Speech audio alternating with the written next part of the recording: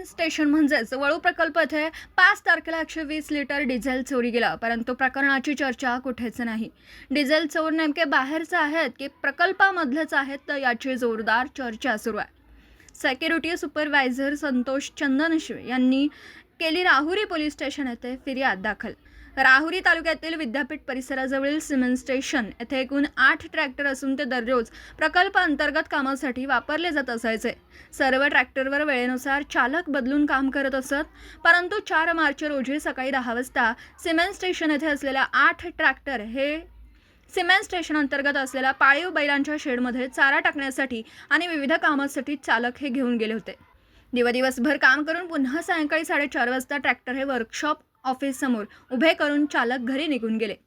त्यानंतर दुसऱ्या दिवशी मेन गेटवर ड्युटीवर असलेला सिक्युरिटी सुपरवायझर संतोष चंदनशिव यांना प्रमोद पंडित साहेब यांनी फोन करून सांगितलं, वर्कशॉप समोर उभे केलेल्या ट्रॅक्टरपैकी 3 ट्रॅक्टरच्या डिझेल टाकीमधून डिझेल चोरी गेला।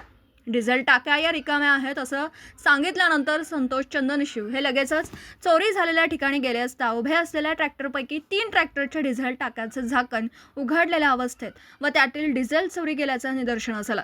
अज्ञात चोरट्यांनी ट्रॅक्टरच्या टाकीतील डिझेल चोरून नेल्याची खात्री झाल्याने सिक्युरिटी गार्ड व अधिकाऱ्यांनी आजूबाजूच्या परिसरात डिझेलचा शोध घेतला, परंतु ते मिळून आलं नाही। त्यानंतर अधिकाऱ्यांनी परिसरातील सीसीटीव्ही फुटेज चेक करायला सांगितलं, परंतु सीसीटीव्ही कॅमेऱ्यांची केबल वायर अगोदरच कट झालेल्या अवस्थेत दिसून आली। त्यावेळी अज्ञात चोरट्यांनी ट्रॅक्टरच्या डिझेल टाक्यातून डिझेल चोरून नेल्याची खात्री झाल्याने संशय अजून बळावला।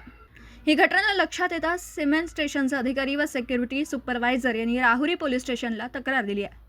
10,800 रुपये किमतीचं 120 लिटर डिझेल हे सिमेंट स्टेशन येथून कोणी चोरून नेलं की सिमेंट स्टेशनमध्ये काम करत असणारच कोणी हे चोरलं, असा प्रश्न निर्माण होतोय।